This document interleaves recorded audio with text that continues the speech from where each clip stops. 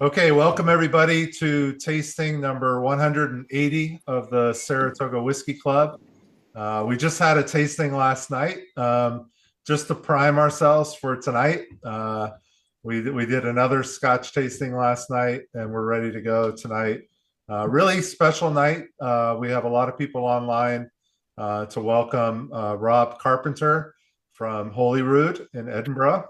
Rob and his wife Kelly they're from Canada, but they're co-founders of Holyrood, and we're excited to carry their products here at First Fill. We've visited the distillery a couple of times now. Had a couple of groups last year do tours there, which was really fun. And then again, I was there right at the beginning and just missed getting the arrival. But yeah, I was hoping Holly was going to be online yet. She should be here any minute, but she has a really fun story. But Rob, why don't you go ahead and introduce yourself and thank you so much for coming. I know it's midnight your time in Scotland, so we really appreciate you staying up and being with us for this tasting. Well, it's always nice to be able to do these things, so don't mind a late hour. Yeah, as Charles says, my name's Rob Carpenter. I'm one of the co-founders of Holyrood Distillery here in Edinburgh, and I think the fact is my co-founder David Robertson will often, when I say I'm co-founder, he will say, "Yeah, but it's your fault." And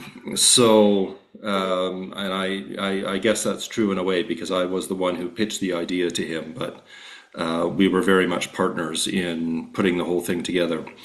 We'll get into what makes Holyrood different in a minute when we start going through the whiskeys, but I guess Holly's on, so you wanted to give her the floor.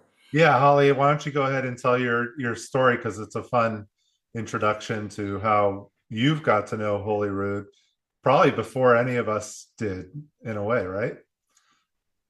It's not really a very long or super interesting story, but as with most of my stories are that way, they're interesting to me.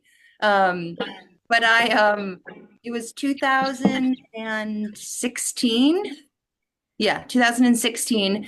And I was at what would have been wouldn't have been in Leith, but I was in Edinburgh at the Scotch Malt Whisky Society. And I was writing my whiskey blog at the time. And I had been in Scotland about a month at that point, and I was taking a break in Edinburgh for something. And I sat down by myself and was in a talkative mood, and there was a group next to me, and they had papers all over the table. And we got to chatting, and they were from Canada, and they were in an MBA program or a grad program, and Yeah. we got to talking, and they didn't divulge any of your secrets, but they told me all about the distillery plan, that it was the SMWS, the Canadian chapter owners, and they were building this distillery. And I remember I had trouble pronouncing it at first. I was like, oh, Holyrood. And I was like, oh yeah, someday there'll be a distillery. And it's just kind of fun that I would tell people about it, like, oh, there's going to be a distillery in Edinburgh. And everyone was like, oh, you know, sure, sure, there's going to be one in Someday, maybe. 2016. But I feel like I knew about the brand. I was the first to know. It was like not a secret, but it was just kind of, fortuitous to be able to sit next to them and then now carry the brand in the store. So we were really thrilled. Charles and I have both visited, which I'm sure he mentioned, but we were thrilled to see it come to the US as well. Yeah, well, that is a good story. Yeah, I mean, we had right before we opened, we got approached by some MBA students in Canada who were looking for a project, and we thought, oh, well, why don't you do a study on sort of visitor attractions and whiskey tourism in Scotland and tell us what works and what doesn't, and so that's what they did their MBA project on, and that's just happenstance that because they visited a bunch of distilleries in Scotland, and most of them were society members. So obviously they were working hard at the vaults, and we're going to have a word with them. They never told us that they did all their work in the vaults. So It was a Saturday night in their defense, I believe. Yeah, well, fair enough. How hard were they working? All right. So we might as well get into the spirits. I remember years ago we were doing a tasting with somebody, and it was a 50-minute long tasting, and 40 minutes in, my wife Kelly had to put up her hand and say, "Are we actually going to taste any of the whiskeys?" And we always swore after that we would never keep people waiting. So Yeah. if you have the chocolate malt, the New Make Spirit chocolate malt in front of you, we're starting with that, Charles? Yes. Yes. All right. So this is 60%. Most of our whiskeys tonight are relatively high strength. They're certainly not 40 percenters. We don't do that. At least we don't do it yet. And so, yeah, unless you've warmed up with something else already, careful about sticking your nose too far in. But that will go on. Sorry, Rob. Since we're tasting the New Make, I know you're going to talk about the grain and the yeast and all of those intricate things that Holyrood is known for. But can you maybe explain really quickly the decision on the shape of the still and how that might influence the lighter or heavier or whatever style New Make that you were going for, besides the grain and the yeast? Just maybe, you know. Yeah.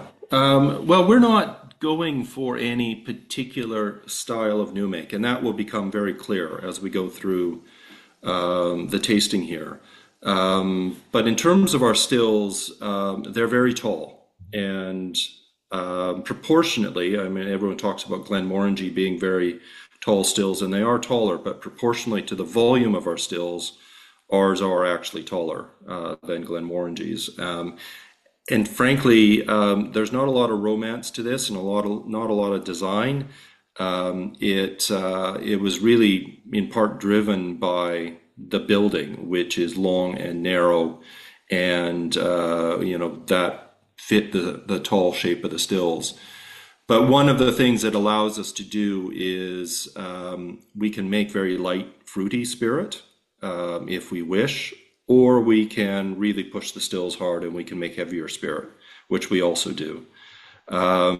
If we had short, sort of dumpy stills, it would be very hard to make light, fruity spirit because you just don't have the reflux, the copper contact with that. So it's actually quite fortunate that we ended up with quite tall stills because it gives us a lot of tunes to play. Great, thank you. So the chocolate malt, it really, as we say in Scotland, it does what it says on the tin. It is 90% distiller's malt, 10% chocolate malt, and you should get those notes of chocolate and coffee and so on this.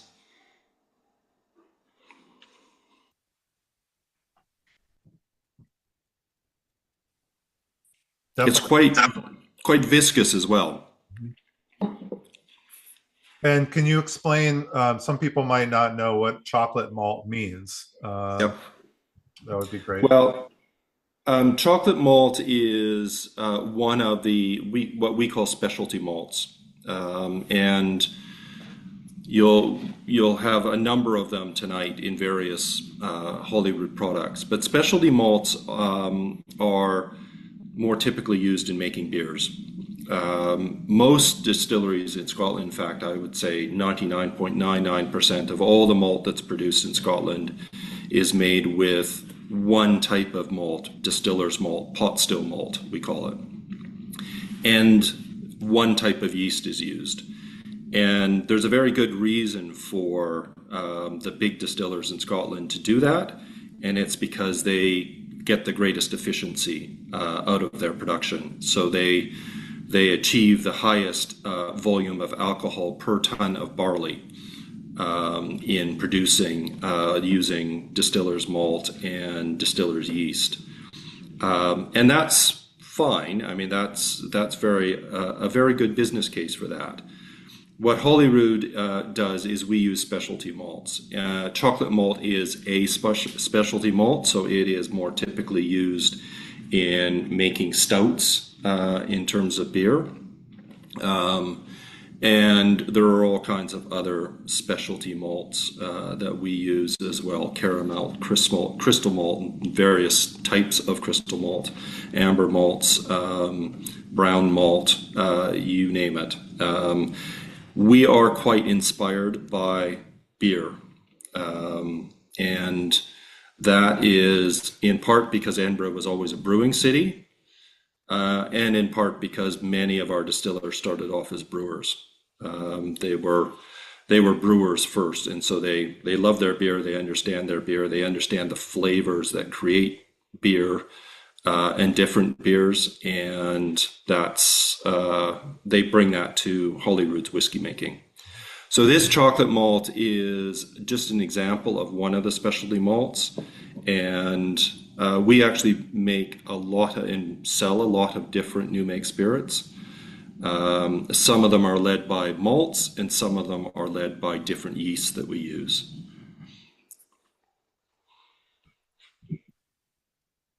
It's a delicious, All right. delicious new make, for sure. Other than I'm trying to just think. Other than Glenmorangie Signet, which is the one that everyone thinks of for Yeah. chocolate malt, and it's not inexpensive either. Do you know of any other releases or? I don't know of any other whiskeys in Scotland that are currently made with some inclusion of chocolate malt other than Holyrood's. Okay. The maltster that we use, that we work with, is a company called Crisp. So they're creating all these different kinds of malts. And they have learned a lot from us in terms of how we've used specialty malts and the flavors that they bring to our new make spirit, and eventually into the whiskey. And we are hearing rumors back from Crisp that other smaller distilleries are starting to talk to them about using some of these specialty malts in their production. So it's starting to trickle out into the industry, but I think it'll be a while before the Diageos and Pernod Ricards of the world start using this, other than perhaps Signet, as you say. The only one that Shall we go on to? Yeah, sure. Go on. No, let's go ahead. Let's move on. That'd be good. So remember that chocolate malt, because that'll come back in a little while. So moving on to Arrival. Arrival was Holyrood's inaugural release. We released this in the fall. We waited until Charles had left Edinburgh to release it. No, we released it in October of 2023. You can't find it in Scotland anymore, but if you guys have some, lucky you, because this is... Bristol's the only store in the US that still has stock of that product. I think there's just 3 bottles, and that's it. All right. Well, it is getting very rare. If you've not had a chance to try it before, lucky you. We've just talked about Holyrood using all these specialty malts and so on. And this just makes me a liar, because it doesn't include any specialty malts. This is very much a typical distiller's malt, distiller's yeast, largely whiskey. What this has is a lot of different sort of casks put together, and really it's a good, it doesn't have any of those specialty malt sort of influences on it. It's just a good straight middle down the road whiskey. So stick your nose in.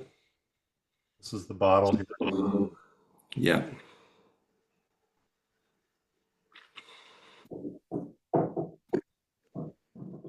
I find it a very, very rich, creamy, sweet nose.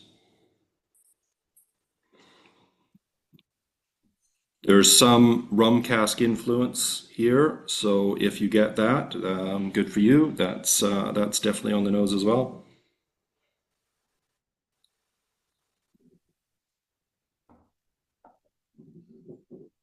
Yeah, it's kind of an earthiness that you get in like a rum cask. It's got that earthiness. Yeah, yeah. Sweet and creamy are good descriptions. Very much. We're finding with a lot of our spirit, regardless of the malts we use, our stills just seem to make a good viscous spirit with a really chewy mouthfeel. So yeah, that's it's just becoming something we're understanding as a characteristic of Holyrood whiskey.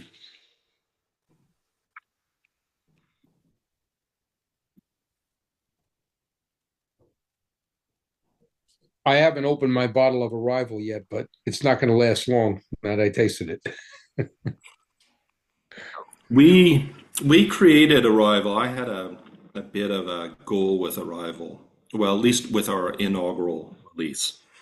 Um, I'm no different than any of you. I'm a whiskey lover, and so my wife and I buy new releases from new distilleries. Their inaugural releases because we're curious about what they're doing, and we found that often they stay on our shelves unfinished for a number of years. You try them, you get interested, or it's they're often fine, but a little on the youthful side. And with Arrival, my goal was to have people want to buy a second bottle.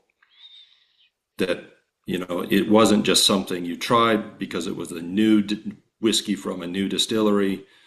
It was something you enjoyed and you finished and you got another bottle. And I think we've achieved that. Yeah, this is something that we have many customers who have come back for second, third bottles, etc., which I'm very pleased about. Question here: how long was Arrival aged? This is about a 3.5-year-old whiskey. So You would never know. I like to think it tastes a lot older than it is. We had one distributor in Europe who tried it for the first time, and he said, "That's a 15-year-old." I mean, that tastes like a 15-year-old. So, and I'm not quite sure I agree with him, but yeah, we're quite pleased that it's quite mature and complex for its age.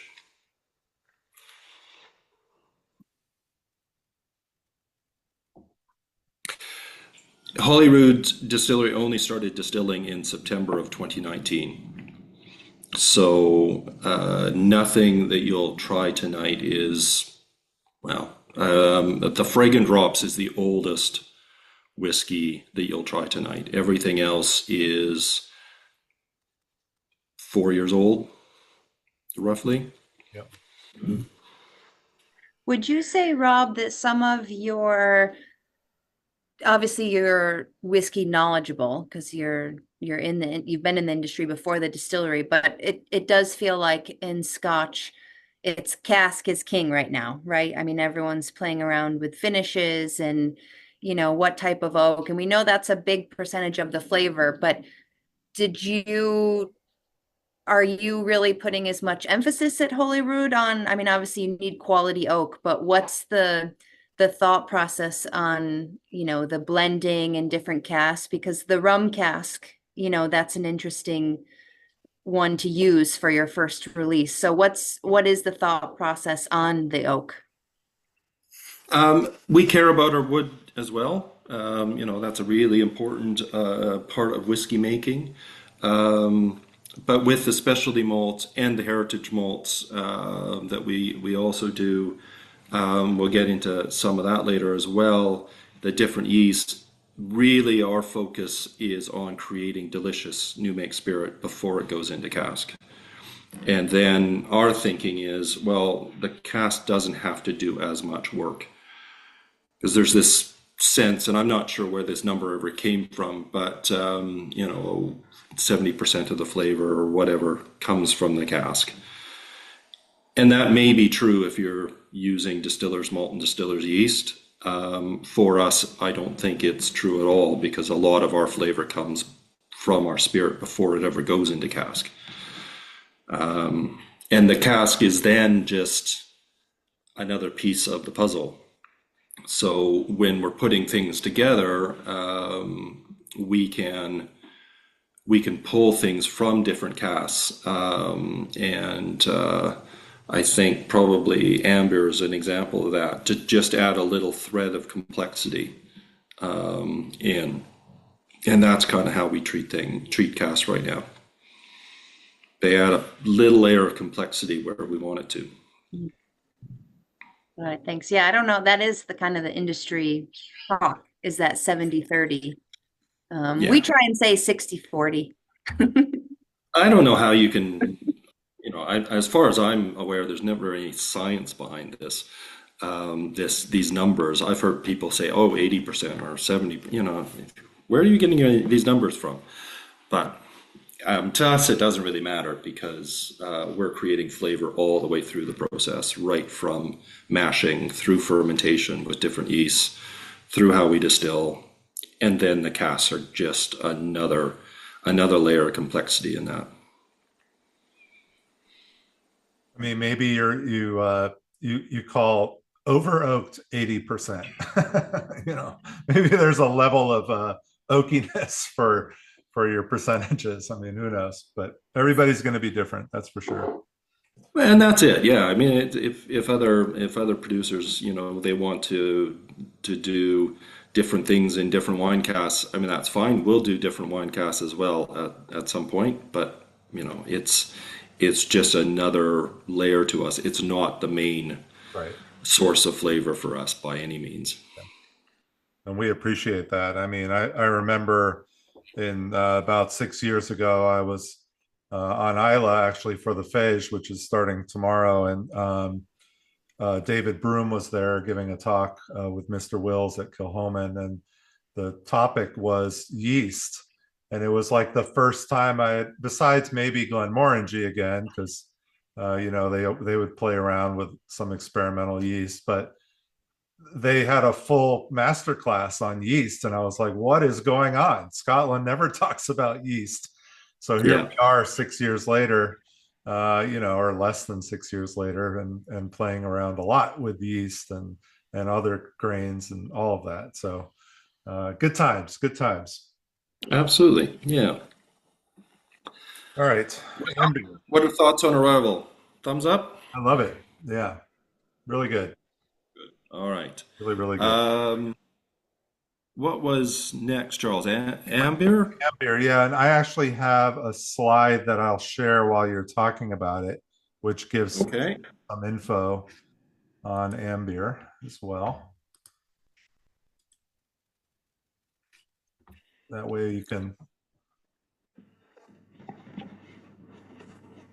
There's a lot of different info on this PDF. Yeah, there is. Go to the second page on that if you can. Yep. Just scroll down. All right, well, there you go. If people can see that, sort of the white print on the red background's a little tough on a computer screen, but this is where we get into specialty malts and different yeasts. I refer to Ambir as a bit of a Frankenstein whiskey, and I'm not sure other people at the distillery really appreciate that.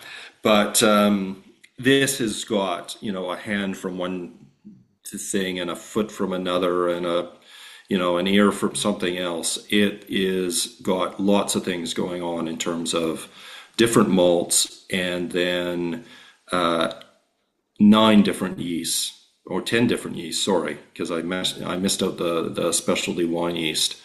And then has first fill bourbon and Spanish Oloroso for maturation as well. So there is a lot going on here. And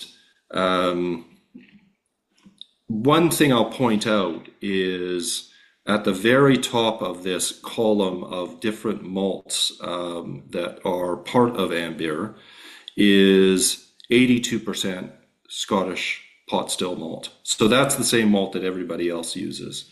And so I just want to make it clear that when we talk about specialty malts, we're not talking about using 100% of chocolate malt. It is normally an inclusion alongside pot still malt of about 10%. And we tried in early days with a bit more than that, but we have learned that somewhere around 5 to 10% inclusion is plenty, and we still get reasonable efficiencies in our production. Really what Ambir is it's not that all these malts were included in one mash bill, it's that we vatted them. These are different matured whiskeys using these malts that we vatted together in these proportions. And a lot of calculations that went on with this. This is a very, a little bit Canadian style, exactly, yeah. This is, Scots have a very sweet tooth. They love their sweets and their desserts and so on. And this is a fairly sweet whiskey. If there's a dessert whiskey, this might be it.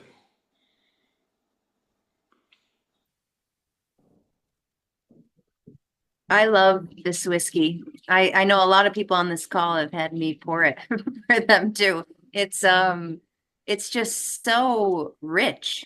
I mean, I taste that caramel tablet note all the way through. It's a really great mouthfeel. Again, there's the viscosity to our spirit, which I'm really happy with because I love a good chewy whiskey. I will just point out that there's a note here that everybody on this call has already tried. And that is with the first spirit we tried, the New Make chocolate malt. So there is an inclusion of chocolate malt in this. So if you're getting some sort of light chocolate coffee note, that's where that comes from. Yeah, it's definitely coming through. Yeah. Fudge, like the fudge note. I get a lot of coffee on the nose, more chocolate in the palate. Yeah, I think that's probably how, that chocolate malt typically shows up that way. One sort of note on the nose and then another on the palate.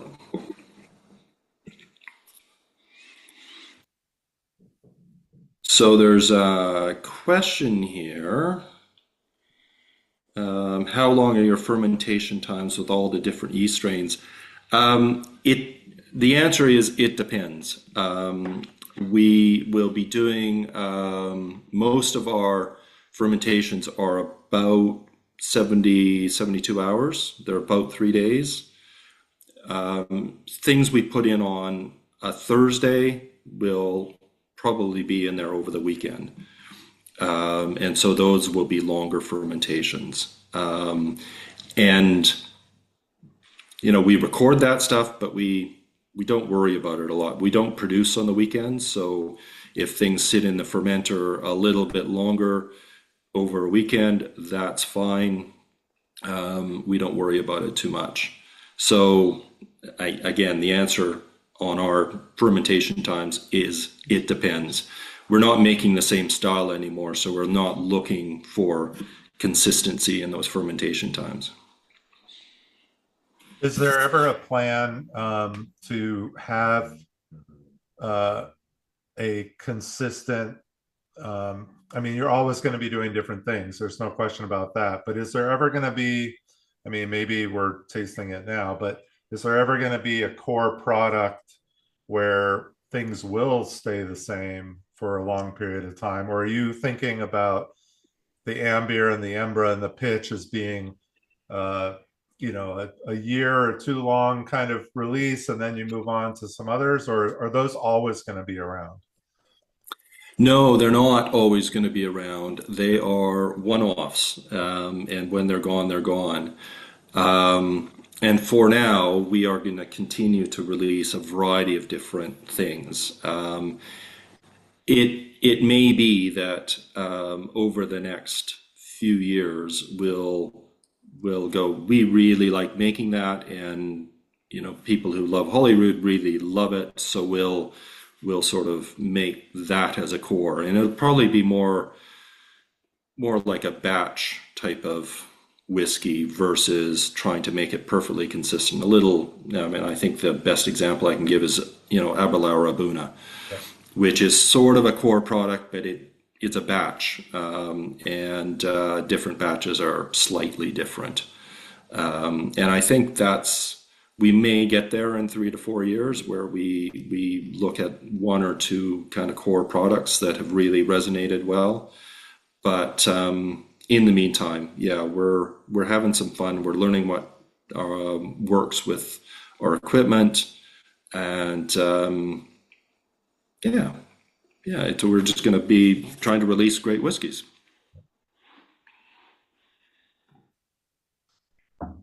And one other question before we move on to the pitch. When you're doing all of this experimentation with yeast and malt and blends and all of that, how is there one person that's kind of in charge of that, or is this like a team blending kind of group mentality, or how do you approach that? I mean, it's so many variations. I mean, if it was, feel like if it was one person, they would go crazy. Trying to. You're right. I mean, we our head distiller Callum, he tends to be closest to the liquid, not surprisingly, and so he will get a sense of how things are coming along in cask, because he's sampling fairly regularly, and he'll get an idea of, all right, well, we can start moving in this direction with putting a new release together. But sort of once he gets that idea and once he starts working on it, then it becomes a bit of a team project and a bit of a collaboration. And we've got an in-house sort of sensory panel that is trying things as he's putting things together. They're giving feedback, and it is a very collaborative process putting these things together. Arrival was probably the most collaborative because literally we all sat around a big table. There was probably 8 or 9 of us sampling things, and every once in a while going, no, we can't blend that away. That's a single cask at some point. So we put that one aside. That's just too good on its own. But yeah, that was a bit of a committee, Arrival. And then the others are a little more Callum putting them together, but gradually it becomes very much a team effort. And particularly around ABV, that becomes very much a team decision about where is it best. Because it's funny, I mean, it's 1 point, 2 points can make a big difference in sort of flavor and mouthfeel. So that's very much everybody gets to roll by and try a sample and leave their feedback. All right, that was really good. Ambir is definitely a favorite in our shop. For sure. We've tasted a lot of people on that. So. All right. So on to pitch, right? Yep. This is new to me. I mean, other than picking up the bottle in Scotland about 10 days ago. Have not tasted this yet. I've just smelled it. Excited to taste it. Don't know much about it. Pitch is, well, it's our newest release. So it was released 6 weeks ago, probably, ish. And the name of it is really intended to refer to the process of adding yeast to a fermenter, which in Scotland is called pitching the yeast. And so, while this also has one specialty malt, this is so 16% brown malt, and there are some definite notes in this that come from the brown malt. The big thing in this is a couple of yeasts. And while there's sort of a fairly typical yeast in terms of this Pinnacle MG, thanks Charles for putting this up, there are also two wine yeasts. The Toronero is very much a red wine yeast that is really about fruity flavors, very aromatic. Pepinero is more of an effervescent white wine yeast. And so, those are an interesting addition to this. And then we didn't play around with Cask at all. This is all Oloroso hogshead matured. So I'll let you all try it. Was that maturation choice because you needed a pretty heavy-handed cask, or did it just work out that way? I think it just worked out that way. I mean, we're learning a lot about how the specialty malts and the different yeasts work together. And I think, Callum, when he was making this originally, just thought this is really going to go well in a sherry hogshead. So, and I mean, I think we're pretty happy with that choice because that's 100% sherry hogshead matured. This is really, really tasty. This is scary, scary good. So is that a Howard and Melissa question of when it will be available in the US? You knew we were going to ask. I mean, well, as soon as we can pick it up. We're working with John Carlo Yeah, on the sales team over there. So hopefully this summer we'll be able to. Are these refill Olorosos or first fill? These will be first fill. So these will be first fill Olorosos from Miguel Martin bodega in Spain. So yeah, I mean I find this really interesting because although it's 100% Oloroso matured and you don't get as much sherry influence, perhaps in the color, but the brown malt is really very nutty. There's a nuttiness to this, and there's, again, a viscosity to this. And although, we talked about chocolate malt tonight, there are also coffee notes in this, but I think that comes a little bit from the brown malt too. It's not, because there's no chocolate malt in this at all.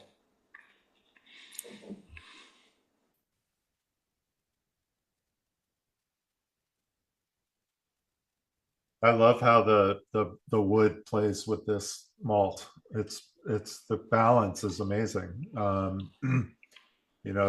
Like Ari said, it definitely does not drink like 100% first fill Oloroso hogshead. And that's because the malt is coming forward so much, I think, and Yeah. getting that viscosity as well. It's really It's a very malty, nutty, but there's a nice dryness to it, which I think is probably the influence of the Oloroso. A bit of astringency there. Rob, Doesn't it would you really- say? Oh, go ahead, Rich. Sorry, it doesn't have any of that residual bitterness you sometimes get from Oloroso casks. Mhm. Really like it. Good, thank you. question about, I like beer, but I don't know a ton about different sorts of malts. Would you say chocolate is the longest roasting and then brown and then the caramel malt? Or is it's just different heat times, right? And roasting sort of times? Yeah, with those, it's sort of different roasting, different kilning times, essentially. And then you get into, caramalts, which is a different production process again, where you're taking more green malt and applying heat to it. So versus dry malt.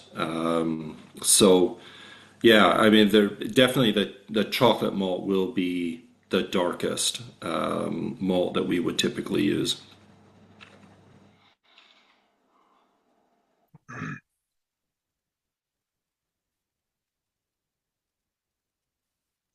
Well, we're probably some of the first in the U.S. to taste this, so we're very excited to have this in our tasting tonight. This is a fun precursor of what's coming. So, Well, there you go. So, I mean, I'll give you a tiny little story here. My wife Kelly took this back to Canada a few weeks ago when she went back and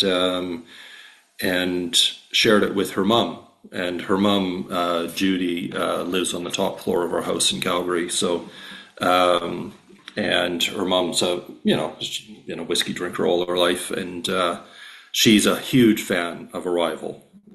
Just loves Arrival. That's her baby. So she tried this, and she kind of, Kelly said she thought about it for a second, and then it's not as good as Arrival. It's good.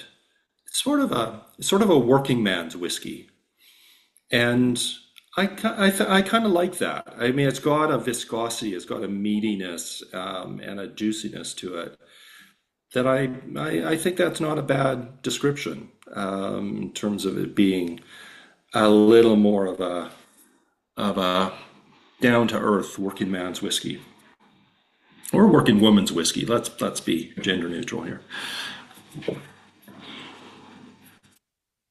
Yeah, hearty like a meatloaf. Perfect. Yeah. is that a vegan meatloaf there, Holly? Yes, Okay, sorry. but no one would know.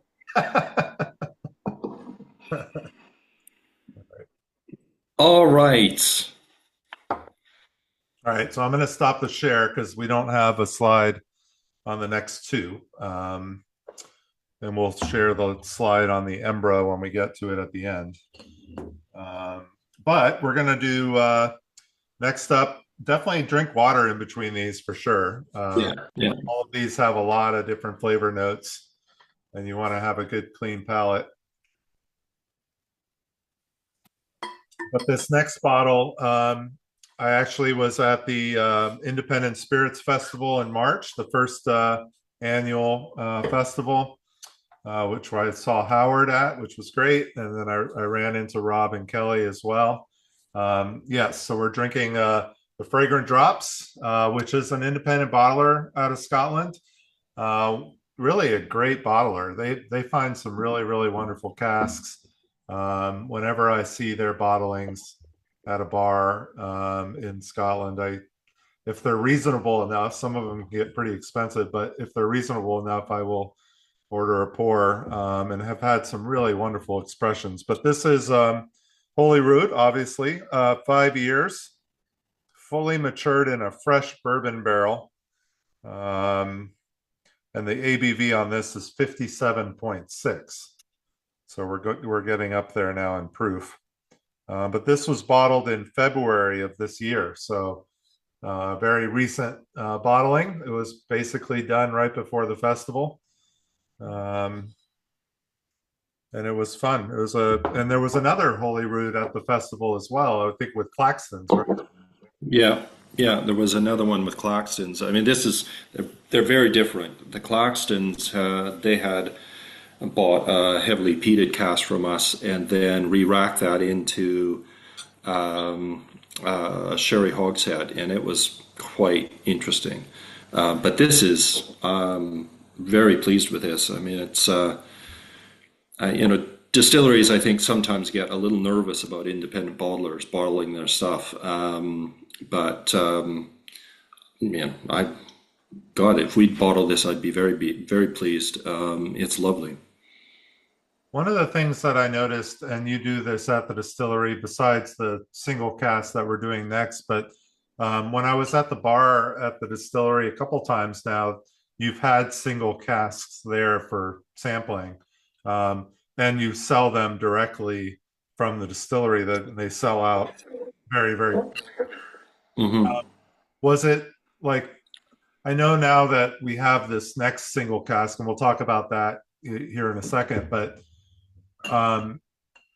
was your thought process to do single casks releases and then also with the independent bottlers? I mean, how do you make that choice of like, at what point do you say, all right, well, let's release a single cask on our own, and then at what point do we sell a barrel or more to? How does that work?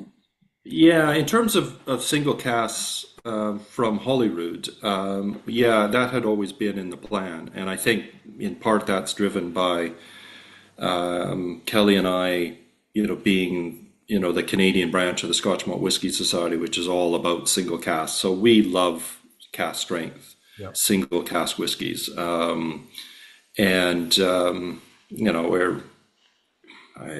they're all different. They're all unique. So, from the Holyrood perspective, in terms of looking at different mash bills or different yeasts, etc., and releasing those in one single cask so people can see that influence, that was always part of our plan. So, and we'll continue doing that. I mean, there's another single cask at the distillery right now that is different from everything that's gone before. Okay. But this one, this is a very straight down the fairway malt, and pure ex-bourbon. Do we know what the malt bill is on this by any chance? I don't. I didn't get the chance to ask. They said which. I mean, so this was the 35th cask that we produced at Holyrood.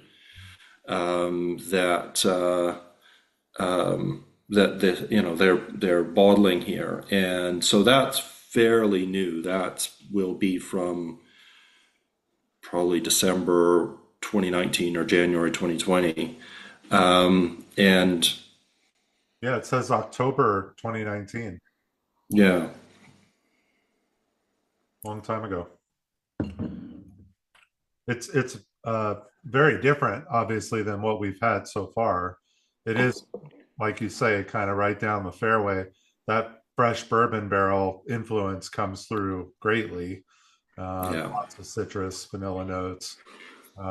You're not getting the chocolate notes, though, so I'm assuming that there's not a lot of dark malt in this. I could be wrong, but maybe that. I don't think there's a lot of specialty malt in this. I think this is probably 100% distiller's malt, fairly straightforward yeast, and just matured. So this is, if there is probably, if Holyrood ever did was distiller's malt, this would be our style, which I'd be perfectly happy with. This is perfumed and lovely. Yeah.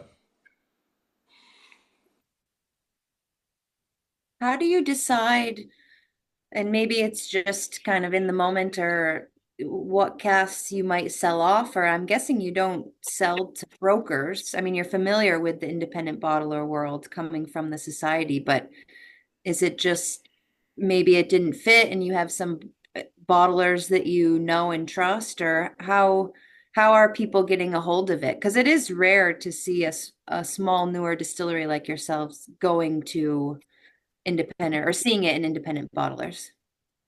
Yeah, I guess it is, but coming from a perspective of the society, I've never been scared of independent bottlers, and I'm not really bothered by them bottling Holyrood. Scotch Malt Whisky Society has bought some production from us.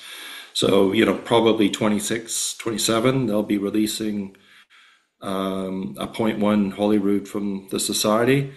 And we have, I mean, some of it is just economic, factors. We're a young distillery, and you need capital to keep going. So, you do sell some casks here and there, and some of them have ended up with brokers, and those brokers have moved those casks on. So, and I'm not that fussed about that. We're quite happy with how the brand's being received, and so I'm not worried about an independent bottler doing something weird with it. And the 2 or 3 independent bottlings of Holyrood that I've tried have been fantastic, so that can only help. What is your thought? And I know you do some of this too with private cask ownership. Obviously, from a financial standpoint, it doesn't hurt to get that capital. But is that a big part of your kind of growth strategy? Or I know I think there's somebody in Vermont that we have sold some stuff to that says they have a Holyrood cask that they've acquired somehow. So how big of a chunk of a business is that? It's been a reasonable chunk. We did our last private cask program last year. We called it the Swan Song. So we picked, because all our cask programs each year have been different. It's a different recipe. It's a different cask offer. And so we kind of picked 2 of the most popular ones and said, all right, well, we're going to do those in 2024, and then that's it. And as it happens, we still have a few casks available from that Swan Song. They've been produced, but we're happy to move them on to nice people if people are interested. But I mean, eventually you've got to sort of cut it off, because you end up, I think, with too much out there. Yeah. But our first, just a little aside, I mean, our first cask program back in 2019, 2020, David and I had this idea of, well, let's let people make their own whiskey. So David sat down with people and he did a cask consultation. So he had like 8 whiskeys, and everyone had, and he took them through and said, what do you like and what's your preference, and etc. And they sort of zeroed in on people's preferences, and is that what you want us to produce? And it was the first, and I think probably the last, entirely bespoke, custom-made private cask whiskey program that has ever been done, because we made special recipes for everybody, which for those first cask buyers, they got exactly what hopefully they got exactly what they were asking for, but different specialty malts and different casks and you name it. And from a production perspective, that's got to be the stupidest thing anybody's ever done, because boy, our production team was just, where do we get that malt from, and where do we get this yeast from, and oh my god. And it's probably a nightmare for sure. Quite the juggling job for a good 4 months. But it taught our people a lot, though. That was the great thing. It's a very steep learning curve, and they learned a lot doing that. But we won't do it again, that's for sure. Learned your lesson. There it is. Yeah. All right, so we're going to move on to another single cask here. I have not tried this one yet either, even though we've had it here for a little while now. Howard, we're the only people that have this. Is that correct? This single cask number 89? I think there's 1 bottle left at another New York retailer. Place, but not a whole lot of it. The last that you had in inventory, right? Like the last 8. Yeah. Yep. Giancarlo did us a special favor by allocating a very small amount of the single cask, and it was a great pick, I think, for the US market, as you'll find out soon. Yeah, we've done probably 5 or 6 single casts now, and this is the only one that has escaped Scotland. I think there might be a couple of cases of another one that, are on their way to Canada because they were eager to get some as well. But yeah, the rest sort of get sold at the distillery, and most of them disappear in about 48 hours, which is great. So this is single cask 89, and for all the talk we've been having of different specialty malts and so on, this is 100% distilling malt. So this is just regular pot still malt, fairly regular yeast as well, but then it's I might butcher the name here, Bollicini wine yeast is added into this, and it is a white wine yeast. It's very aromatic, and it creates a lot of fruit flavors. So just and then matured in a PX hogshead. So have a go.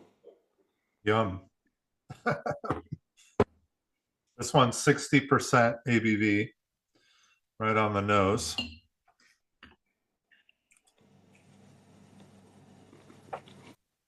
This one, the sherry comes through. Mm-hmm. So you got PX, the richness of the PX. Yeah, that's very drying. Yeah, that's got some nice sherry influence on it.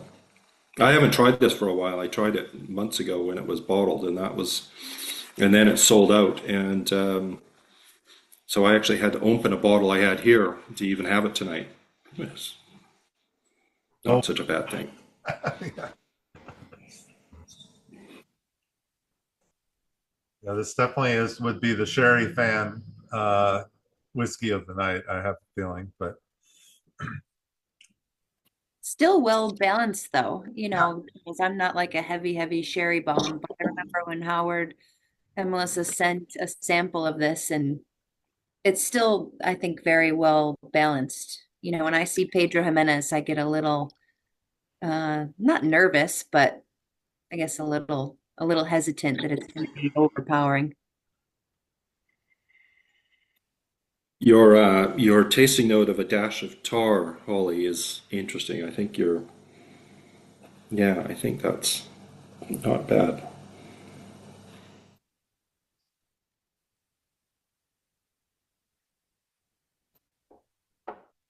that's Holly making the sale right there by adding a dash of tar, That good, like just poured tar, just pour it. not old tar. Even Yeah. But just in the finish, isn't there? Yeah. We have some, I know on the call too, one of them's hiding, but we have some big fans of the single cask too in the store. It's been really popular. Well, that makes several of us then. Yeah. We actually had a debate at Holyrood in the early days before we ever started distilling about whether we should just do single casks. And I think eventually we came around to our senses and went, no, that's just not going to work. It worked for a time, but yeah. It will work for about 5 minutes, and then people go, oh my God, what is all this? Yeah, you have to have some larger releases. But, sprinkling in some single casks here and there is kind of fun because, there are people who are fans of single casks, and yeah. Well, like you said earlier, when you find a cask that is special and doesn't deserve to be married with other casks, there you go. Yeah. Every once in a while, you come across that, and it's the perfect candidate.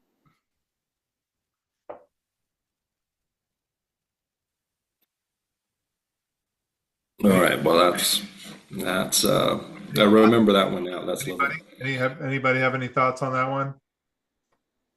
No? Any big sherry fans? Just a lot of thumbs ups. There's some tasting notes in, I know David, I think this is he's already bought 2 bottles of this, so he's a big fan of the.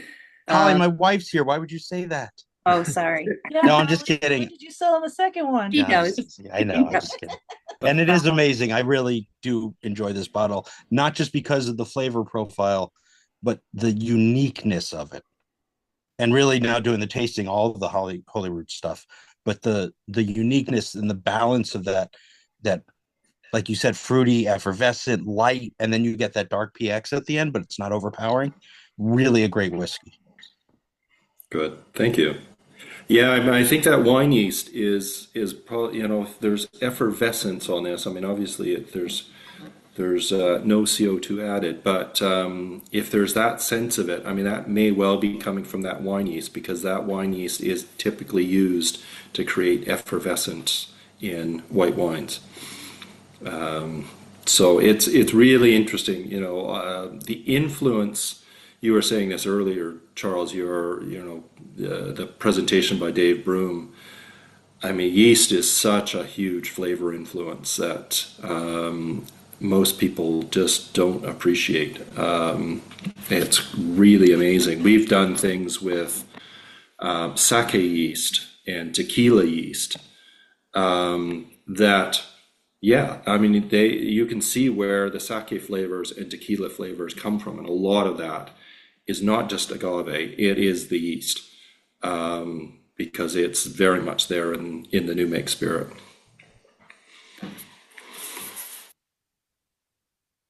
All right. Dave, I don't think there was an age on this. It's probably in that same 4 year range, probably. No, we didn't put an age statement on it, but yeah, it is Cask 89, so probably, yeah, 4.5. Yeah, 89 would have probably been produced early 2020. And then, yeah, we would have taken this out of cask a few months ago for bottling.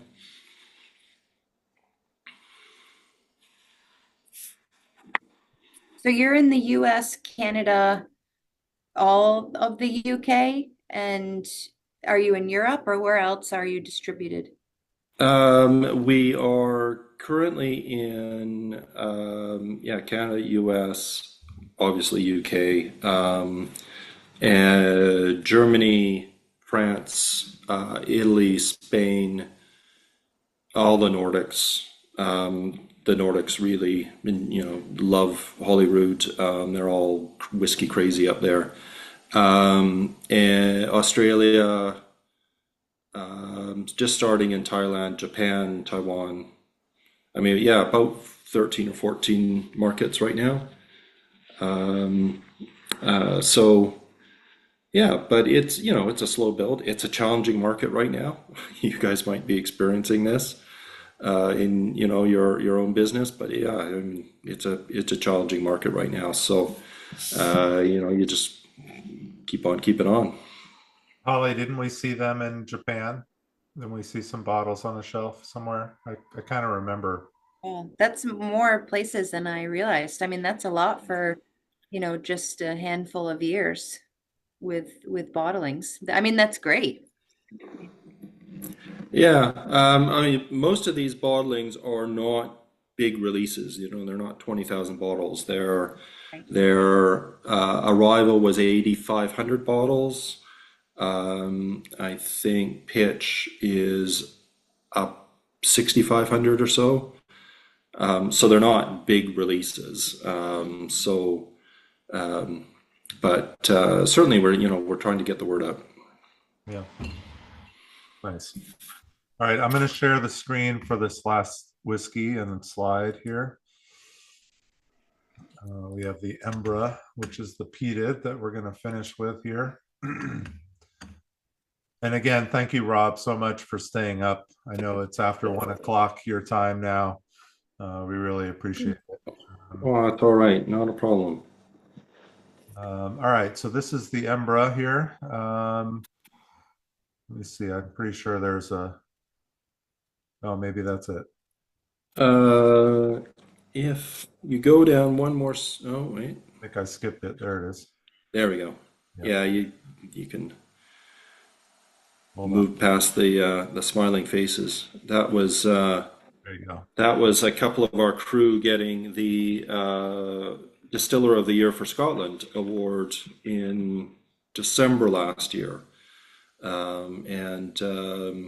In about 6 weeks ago in London, that was the regional competition, and then there's various other regional competitions, which you get your sort of regional Distiller of the Year thing, and then all of those regional winners go up in the World Awards that are held in London.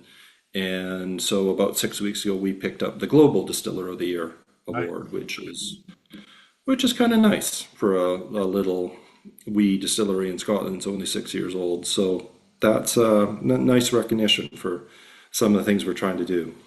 Yeah, no, congratulations on that. Thank you. All right, so Embra. Yeah, good reason for leaving this to last because it is peated. Although we're trying to present this as an introduction to peat, a gateway to peat. So, but it kind of depends on who you are in terms of how much peat you find on this. So in terms of malts, heavily peated, 55%, if I can read that correctly. And a little bit of chocolate malt in here. And yeah, mostly distilling malt. But there's where the peat comes from. Maturation, most first fill barrel, first fill bourbon, and then a little bit of a tiny peated quarter cask. And I don't think we're saying where that quarter cask is from, but most of you who know where quarter cask peated whiskey comes from probably know that's probably a Lafroy quarter cask. And then yeast, very much sort of straight down the road for most of it, but then a couple of beer yeasts, and we really love beer yeasts. They seem to work really well, and I don't think beer yeasts are used enough in whiskey anymore. Back in the day, whiskeys would have been made with beer yeast because breweries and distilleries worked together and they shared yeast back and forth. Because yeast was a valuable thing. We really love working with beer yeast. So stick your nose in and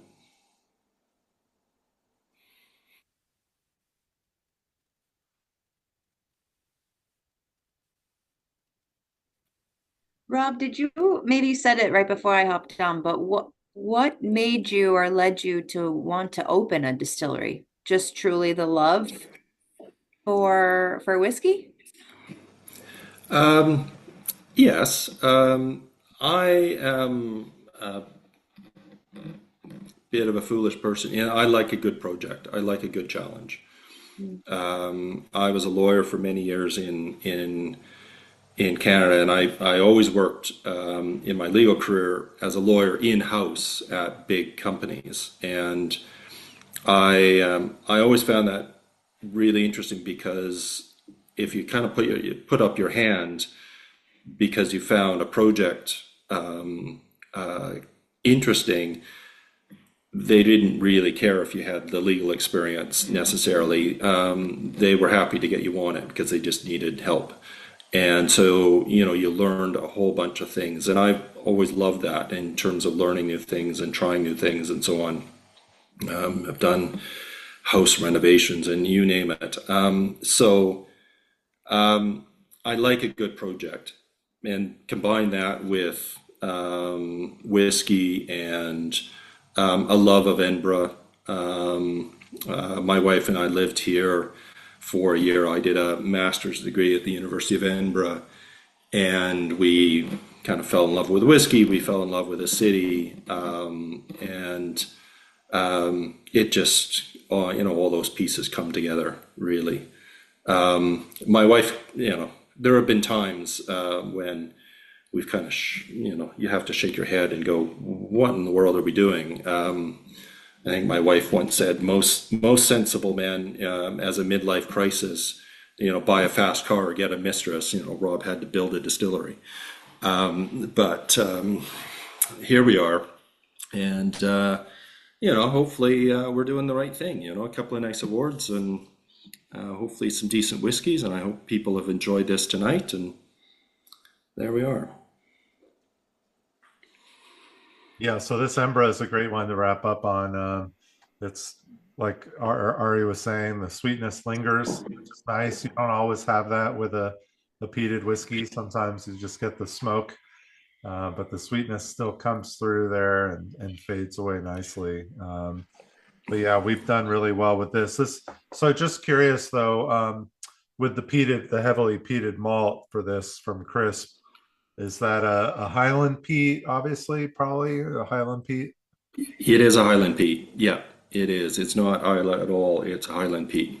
And I think, yeah, if you know your peats, you'll sense this is much more of a floral herbal peat versus an iodine kind of peat that you typically will get more from Islay. And how much peated malt do you use like on an annual basis? Is it a small percent or is it a medium? It's I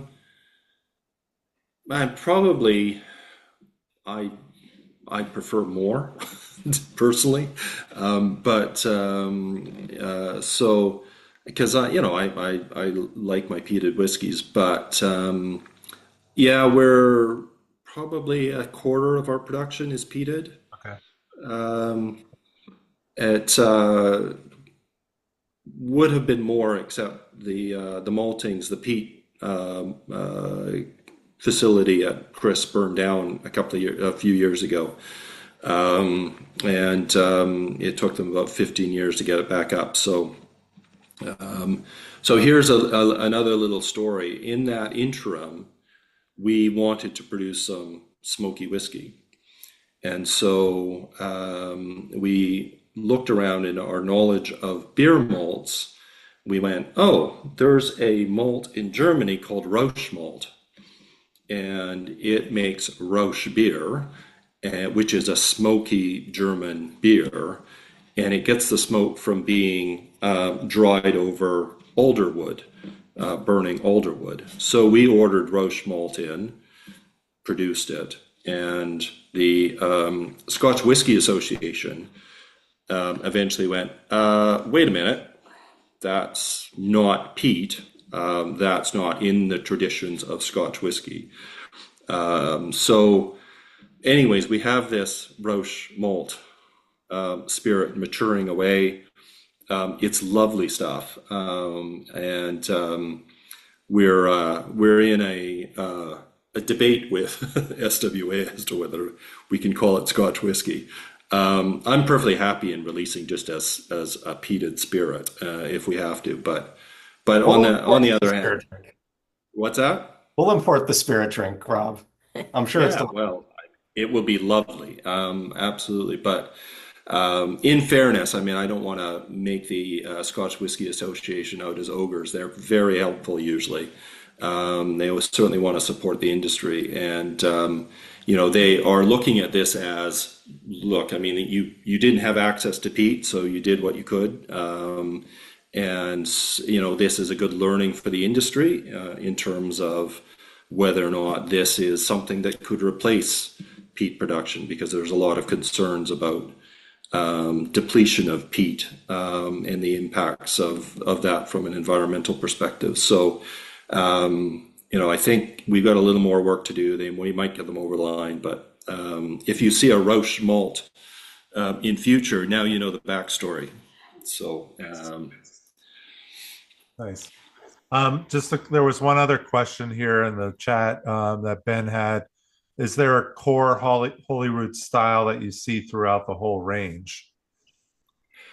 I think we're starting to see, certainly there's a viscosity to our to our spirit that we're quite happy with. Mentioned that before, but I think then there's a fruitiness to it. There's almost that bit of a sweetness and a fruitiness that seems to come through as a nice thread in almost everything.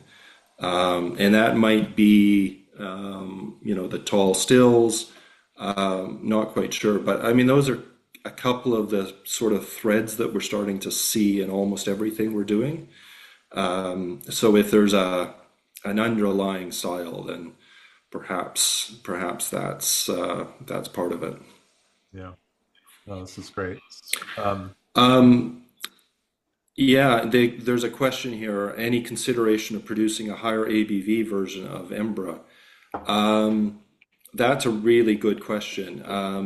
I think a little insider thing here. I think after we released this, we went back and we should have released this at a slightly higher ABV. I feel I'm very happy with it. I think it's a great whiskey, but I think we could have released it at a little higher ABV. So that's if someone has had the sense that the same sense, then that's a pretty good sense of whiskey you've got there. Well, feel free to add that to your internal deliberation. Okay. Good try there, Rich. Good try. I tried. I've got a receptive ear here. That's right. You do. Yeah, absolutely. Well, there's a reason that after Embra, when we were doing Ambir and Pitch, we spent a lot more time focusing on ABV, and it took us 3 or 4 days to really zero in where everyone kind of went, yeah, that's the right one, because I think we rushed it a little bit with Embra. Okay. Yeah. Nice. All right. Well, we made it through New Make and 6 different expressions. What a wonderful tasting. Rob, thank you so much for this. Thank you also, Howard and Melissa, for helping us put this on. But this was truly, truly special. We're so excited for you as a distillery. I mean, we've been there a few times now, and I mean, it's one of those fun. We're all about trying new things, and Holyrood is the true essence of that. You guys are trying and playing with new things all the time. It's not the same old story over and over again. And we love that. I mean, we're all about that. So it's really exciting to have you in Edinburgh. If you haven't been, you need to go visit, because it's an amazing tour and tasting and all of that.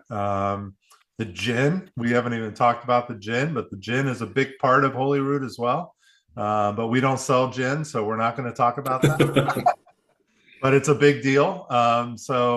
And their cocktail program's fantastic as well. So lots of good stuff going on in Edinburgh with Holyrood. And Rob, it was great to see you again. It was fun running into you in March at the festival. Yeah. And thanks for providing the pitch and some of this other stuff and your presence. So we're very excited to have you. Well, thank you for having me, and Howard, Melissa, Charles, Holly. I mean, thank you very much. I mean, your support is huge for a small distillery, and thank for everyone for joining and carrying on and listening. It's very appreciated because these opportunities are really lovely to have. So, if you are in Edinburgh, please come by. There will be more stuff at the distillery to try. So, thank you for joining us. All right. Well, we're going to let him go to bed. Good night. Sleep tight. All right. And we'll see you. All right. All right. Bye-bye. Good night, everyone. Good Thanks, night, guys. thank Thank you. you. Take care. See you next time. Thank you.